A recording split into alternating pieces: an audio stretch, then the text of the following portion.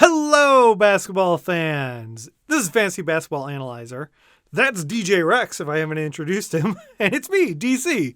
I'm here to get you ready for week 20 of the NBA season. There's only 2 weeks left. There's like 9 games on average for most teams left. It's pretty crazy. Hopefully you're still alive, which means you're either headed to your semifinals or preferably your finals, because I'm hoping you're not playing the last week in a championship head-to-head. Roto, it's fine. But either way, I'm going to be here through the end with you. Let's start breaking down the schedule to get ready for week 20. We'll start as we always do by taking a look at the pace and defensive efficiency. We smash them together, get our average, and the teams are who we expect, right? We want to go after Sacramento, Minnesota, Washington, Portland, Houston. And then the next chunk, there's a whole bunch of 107s. So when I apply this to the schedule, I didn't highlight those like mid-tier, lighter shade green like I normally do. They're who you expect, New Orleans, OKC, but Indiana crept in there, Golden State, Chicago.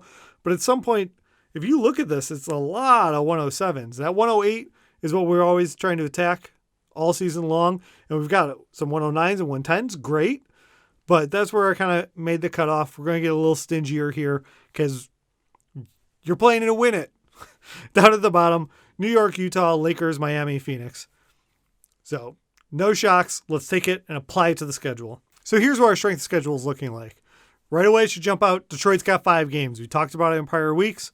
So weekly lock leagues especially, that's what you want to go after. You still got to worry about them resting / tanking, whatever we want to call it, certain guys. But overall, Detroit's got 5. Then 9 teams have 3 games, which leaves 20 teams with 4 games. So as always, especially in weekly lock leagues, you really want to play someone with 4 or more games. But especially when 2/3 of them have more than 3 games, you're at a real disadvantage if you end up playing a 3-game week. Now, some of the 3-game weeks are going to work out great for streaming, for daily change leagues. So don't write anyone off. No one's got 2 games, so there's no cannot play, cannot touch situations. Unless maybe people are going to be resting, and that takes us to the back-to-backs. We're going to run through the back-to-backs here, see where we think we know people are going to rest. It's funny, as the season goes on, you would expect this list to kind of expand, but it's actually shrinking because some guys have been ruled out completely. Anyway, let's get into it. Boston, because Kemba sits on back-to-backs. No, they don't have a back-to-back, which is cool, but Kemba's already out. I don't know if he's going to be back, so we can't even necessarily count on him for 3 games. Detroit, they're resting Hayes, and Detroit actually, because they've got 5 games, they have 2 sets of back-to-back. So if you're playing Hayes with his terrible field goal percentage, oh man, is it bad. I mean, over the last week, he's only averaging 4 shots a game, but he's also averaging 16% from the floor. He got 11 assists. It's great. And he's a young player, so I'm not writing him off. But as far as your fantasy going, I don't think you could take that risk this week. But if you were, he rests on back-to-backs right now, which means he's probably only getting 3 games instead of 5, which means really don't take that risk with him this week. Houston's on this list, but John Wall is done for the season, so I could probably take them off. Eric Gordon's already out hurt. But yes, they do have a back-to-back if there's someone else you're concerned about with Houston resting. The Clippers, no back-to-back. Kawhi's been out. PG's been playing. So PG, either of them could rest on a back-to-back. That's why they're on the list. Hopefully Kawhi will be back this week. I don't know yet. I'm recording this on Friday night to try and get it out a little bit sooner to you. So we might know more information come Sunday. Hopefully we do. Hopefully he's back for anyone hanging on to him. The Lakers, yep, they've got 2 back-to-backs. Denver's actually the second leg of a back-to-back, and then they got the Clipper-Portland matchup. So if they're going to rest guys, which would be smart based on their playoff hopes and aspirations, then you might only get 2 games out of AD.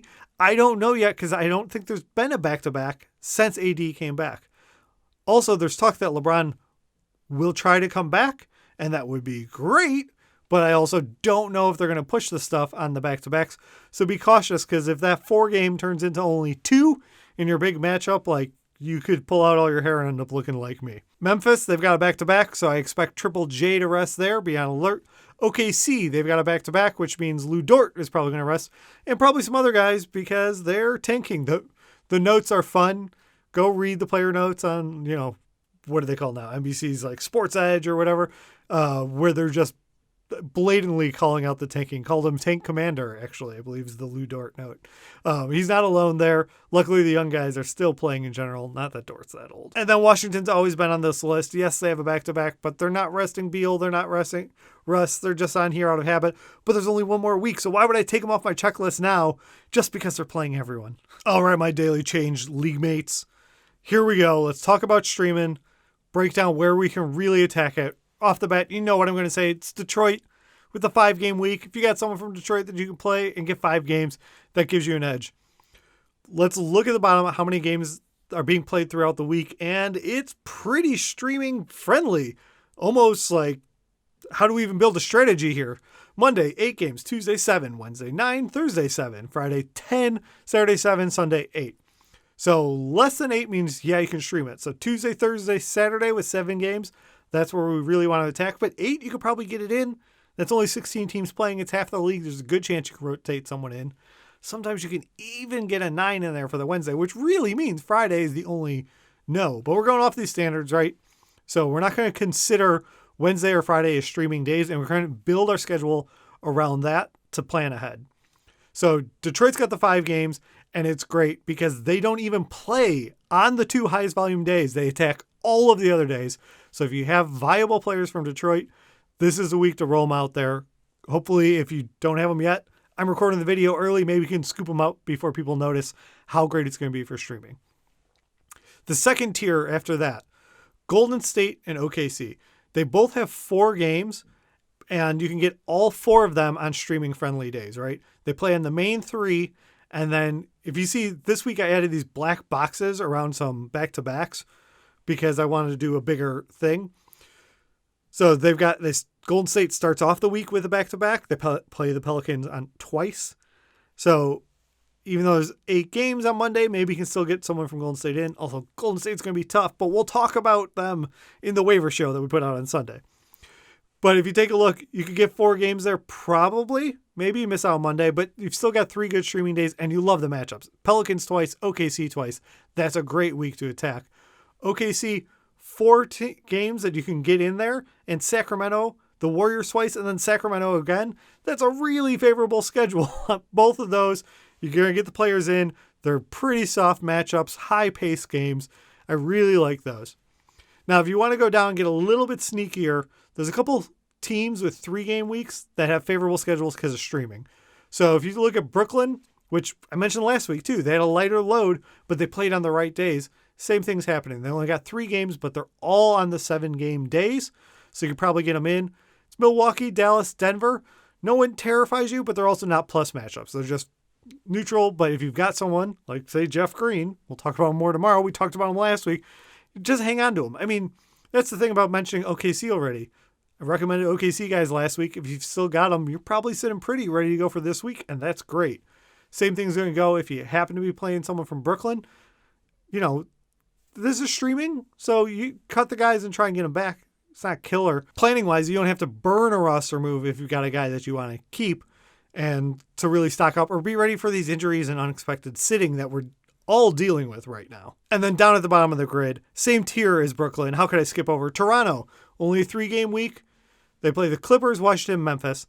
So the Clippers, it's a fine matchup, but they're not a favorable one. But you like Washington and Memphis, and they're all on the streaming days. So while it's a 3-game week, you can probably get them in. And because they're coming off a 5-game week, there's a good chance you've got like Kem or some options from Toronto that you might want to get in there. You know, while I'm doing this and we're talking about hanging on to guys, OKC, Toronto, and stuff from last week, players that I recommended, let's jump back and look at strength of schedule real fast because I want to point something out. Take a look at Indiana's schedule. They've got 4-game week, Washington, Sacramento, Atlanta, Washington. 3 of those games you love. Atlanta's fine. So if you picked up O'Shea Brissett, you might also want to hang on to him. Just on the theme of, hey, here were guys that we recommended for last week that are probably going to just roll and be super useful for next week. If we take it back over and look at streaming again for Indiana, it's not ideal to start the week because they play Washington and Sacramento on slightly higher volume days. But if you already have the player, I wouldn't be in a hurry to get rid of him. He's been playing well, and you like the Atlanta-Washington schedule later. But this gets into the larger plan. If you want to get maybe it's not Machiavellian, but that's what I was going to say. You're not really screwing with other people's heads and plans. You're just really trying to get to the nitty gritty, work out the details, and make a plan of attack. This is where these black boxes come in that I have up out here on the schedule. So if you can attack these back-to-backs, New Orleans gets to start the week against Golden State twice. So if you're picking someone up, not only do you get to use them for that one move, they're also on decent streaming days. OKC's ending the week. Now, OKC players are talked about. You should have them for the whole time. But if you don't, or someone cuts someone and you can swoop in there and get that Golden State Sacramento to end the week, or Detroit's Philly Chicago, maybe you can't hold someone all week, or you have to make a change because you're trying to attack something specific. Steals, field goal percentage, whatever it is. Right here, I just wanted to highlight the teams with back-to-backs to start and end the week, so you can come out of the block strong or end really strong if you need it. With one pickup, you get the 2 games. These little things, if you're only able to make like 4 moves in a week, they could really make the difference for you. If you're not in that situation, if you're running away with it, the team's got injuries you're going against, you can get prepped for next week. Look at all those teams with 5 games for next week. Indiana, Memphis, Milwaukee, San Antonio. So if you've got any of those players you're looking at, or we get towards the end of the week, start thinking ahead. Like I said, hopefully in your head-to-heads, you're not playing the last week, although it is the league defaults. But hopefully you're not, because things get even sillier when it's in the final week of games. But I'll still be here for you. In fact, I'm going to be back this weekend talking more about waivers. Take these plans, look at what you got, post some questions on here in the comments below, but also hit me up on Twitter. Let's get ready to go out and win your week. Thank you so much for watching. If you made it this far, please hit the like button and leave a comment down below. It helps me grow the channel. If you want more videos like this, hit subscribe, or even the little bell will give you alerts, and I'll be back soon with another video for you.